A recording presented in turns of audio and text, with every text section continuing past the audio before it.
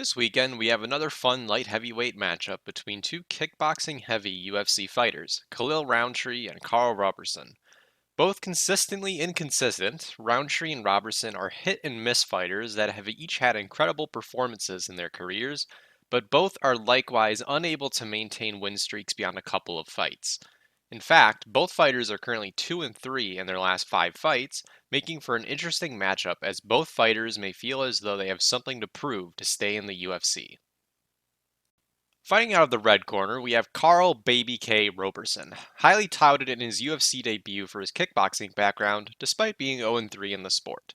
Though, some of his kickboxing potential is definitely visible in his UFC fights, as he regularly enjoys a hand speed advantage over his opponents. His ability to put together quick combinations on the counter can leave other fighters hesitant to open up. Roberson also does a good job at staying relaxed in the cage, and seems to remain calm under pressure. However, while this certainly is an advantage at times, his laid-back style also ties in with some negatives of his game, which we will discuss later. Another positive of his game is including feints to further throw off his opponents.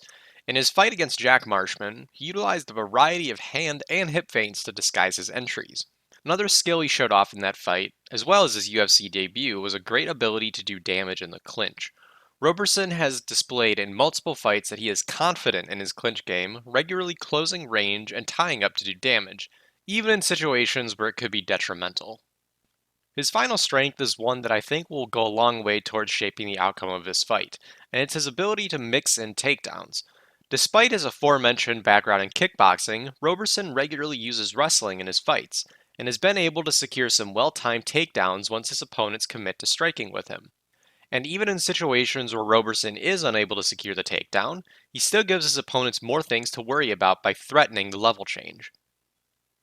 Unfortunately for Baby K, his confidence in the clinch and willingness to grapple have ultimately led to him losing a lot of his UFC fights. Even in matchups where Roberson has a clear striking advantage, he tends to enter the clinch.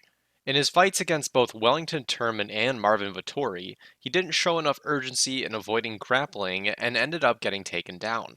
This failure to recognize and capitalize on his advantages leads me to question his fight IQ. Roberson also struggles to maintain meaningful volume on the feet, and usually focuses on counterstriking. And while there is nothing wrong with counterstriking, Baby K leaves himself open to being outpointed in longer fights. His lack of output also means that he doesn't inflict as much attrition on his opponents as he could, and mainly relies on leg kicks to wear people down. The last weakness I'll touch on is something that has led to nearly all of Roberson's UFC losses, and that is his bottom game.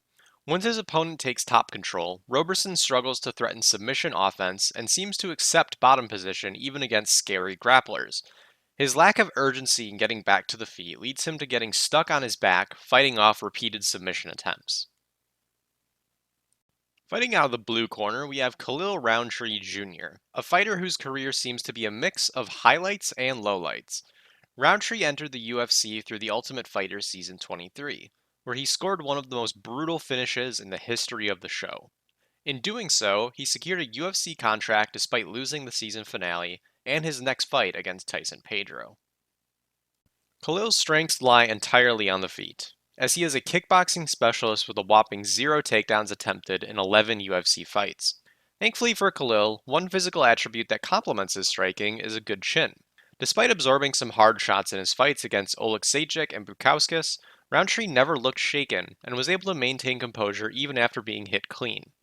He also utilizes some nice, fluid combinations, featuring a lot of hooks which frequently stumble opponents when they land. When not going for longer combinations on the feet, Rountree will often use a potent straight left which has surprised multiple opponents with its speed and power. Rountree used this punch to score an early knockdown against Tyson Pedro and score an impressive upset against famed kickboxer Gokhan Saki. Of course, Rowntree's Muay Thai would be incomplete without a comprehensive kicking game, and true to form, he uses a variety of kicks to score damage on opponents. Since shifting to his team at Tiger Muay Thai, Rountree has adopted a classical Muay Thai stance, which you can see reflected in how light he is on his lead leg. This stance helps Khalil's kicking offense and defense, as he is able to fire off quick kicks with his lead leg and raise it up to quickly help dissipate the impact of his opponent's leg kicks. Speaking of leg kicks, they are possibly Rowntree's favorite weapon on the feet. In his fight with Eric Anders, Rountree practically amputated Anders' front leg with a barrage of hard leg kicks, compromising his mobility and rendering him stationary for Rountree to move in with his hands. Now, while Rountree is undoubtedly a menace on the feet, he has effectively put all his eggs in one basket. Much like Israel Adesanya, Rountree focuses entirely on his kickboxing to win fights. However, a key factor in what makes Adesanya so successful is his excellent takedown defense. Where Adesanya sits at a 77% takedown defense stat, Rountree comes in at 50%, and also has a much harder time getting back to his feet. His inability to prevent takedowns has given many fighters a clear path to victory against him, a fact which Rountree has yet to solve. His second big weakness is a tendency to load up on his punches. Rountree will often go hard in the first round, throwing hard shots in an attempt to score a quick finish. However, if his opponent is able to stay at range and use some head movement, Rountree ends up missing and using up a lot of energy in the process. This habit leads to his final weakness, which is a tendency to fall off hard after the first minute or two of each round. While Rountree never gets exhausted to the point of being unable to defend himself, he does get to the point where his strikes become noticeably slower. However, when he is allowed to remain at range and fight at his pace, he is able to still do damage over 15 minutes. After going through the strengths and weaknesses of both fighters, I think I'm going to have to give this fight to Khalil by decision. I think that Khalil is really going to be able to take advantage of Carl Roberson's tendency to stand heavy on his lead leg and really just blast it with his different leg kicks.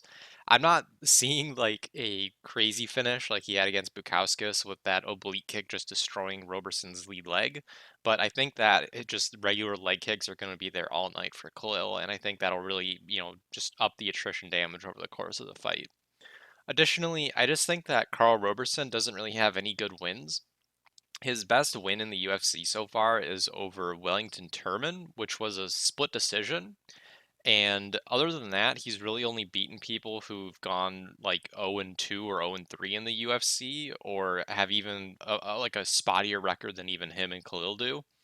Additionally, Carl Roberson is moving up in weight for this fight, which never bodes well. The gap between 185 pounds and 205 is a big deal, and the vast majority of fighters who attempt it end up just getting destroyed.